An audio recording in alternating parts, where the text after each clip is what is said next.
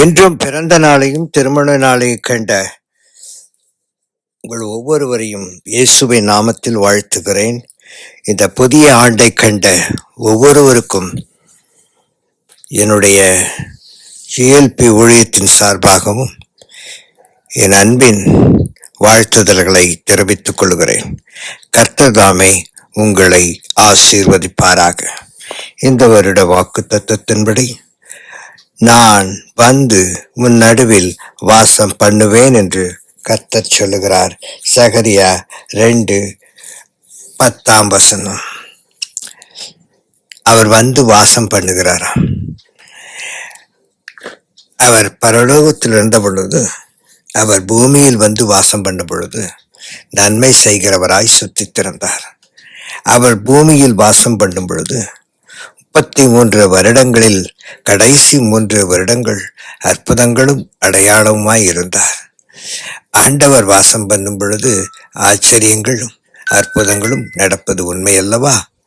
இந்த காலை வேளையிலே கூட புதிய ஆண்டை ஒருவேளை நீ சந்தோஷமாய் சந்தித்திருக்கலாம், கலக்கத்தோடு கூட சந்தித்திருக்கலாம், ஒரு எதிர்பார்ப்போடு கூட சந்தித்திருக்கலாம்.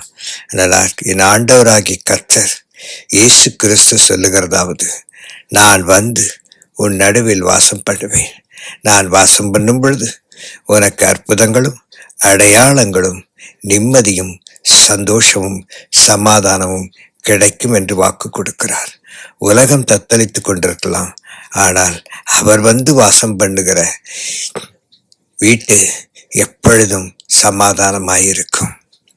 பஞ்சகாலத்தில் அந்த தீர்க்கதரிசி போய் சந்தித்த அந்த விதவையின் வீட்டிலே சமாதானமும் ஆறுதலும் கிடைத்தது போல, அற்புதங்கள் நடந்தது போல உங்கள் வீட்டிலும் ஆண்டவர் வந்து வாசம் பண்ணி இந்த வருடம் முழுவதும் சமாதானத்தையும் அதிசயங்களையும் காண பண்ணுவாராக.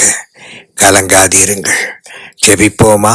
அன்புள்ள ஆண்டவரே, இந்த காலவேளையில் அவர்கள் மத்தியில் இறங்கி அவர்களோடு வாசம் பண்ணி இந்த வருடம் முழுவதும் நீர் வாசம் பண்ணுவதனால் கிடைக்கும் ஆசீர்வாதங்களை அனுபவிக்க அவர்களுக்கு உதவி செய்யும். அவர்களுடைய பெற்றோர்களை ஆசீர்வதியும், பிள்ளைகளை ஆசீர்வதியும், கணவரை மனைவியை ஆசீர்வதியும். அந்த குடும்பத்தில் எப்பொழுதும் சமாதானம் இருக்கும்படி நீர் வாசம் பண்ணுவீராக.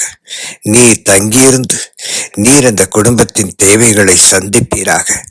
இந்த வருடத்தின் தொடக்கத்தில் இருந்தே தங்களுடைய பாடுகள் நீங்கினவர்களாய், தங்களுடைய வேதனைகள் நீங்கினவர்களாய், கடன் பிரச்சனைகளுக்கு ஒரு முடிவு உண்டாகிற வழியை திறக்கப்பட்டவர்களாய் பிரவேசிக்க அவர்களுக்கு இன்று நீர் உதவி செய்தருளும்.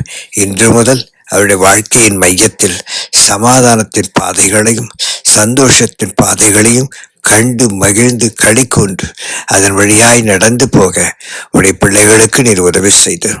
யாரெல்லாம் இந்த புதிய ஆண்டு காலையில் உம்மை தேடி உம்முடைய சமூகத்தில் நிற்கிறார்களோ அவர்கள் ஒவ்வொருவரையும் ஆசீர்வதியும். அவர்கள் ஒவ்வொருவருடைய வாழ்க்கையிலும் உம்முடைய சமாதானம் தங்கியிருப்பதாக, உம்முடைய சந்தோஷம் தங்கியிருப்பதாக.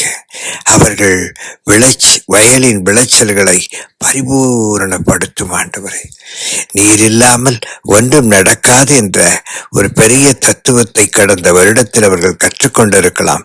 இந்த வருடத்திலும் உம்முடைய துணை கொண்டு சகலமும் அவர்களுக்கு நன்மைக்கு எதுவாய் மாறுவதை அனுபவிக்க, ருசி பார்க்க அன்பான அவர்களுக்கு உதவி செய்யும். அவர்களுக்கு இந்த உலகத்தில் யார் இருக்கிறார்கள்? நீர் மட்டும்தானே. நீர் ஒருவர்தான் அவர்களை தப்புவிக்க முடியும். நீர் ஒருவர்தான் அவர்களை காப்பாற்ற முடியும். சரீரத்தில் நல்ல சுகத்தை தாரும், சரீரத்தில் நல்ல விடுதலை தாரும். உம்மை நம்புகிறவர்கள் வெட்கப்பட்டு போகாமல் காப்பாற்றும். நீரே வந்து வாசம் பண்ணியருளும். ஆலயத்தில் வந்து வாசம் பண்ணின கர்த்தர், டேபராங்கிள் ஆசரிப்பு கூடாரத்தில் வந்து வாசம் பண்ணின கர்த்தர் இந்த பிள்ளைகளுடைய வீட்டிலும் உள்ளத்திலும் வாசம் பண்ணி அவர்களை மகிழ்விப்பீராக. இயேசுவின் நாமத்தில் ஸ்தோத்திரங்களோடும் ஜெபத்தோடும் ஏறெடுக்கிறோம் நல்ல பிதாவே. ஆமேன், ஆமேன்.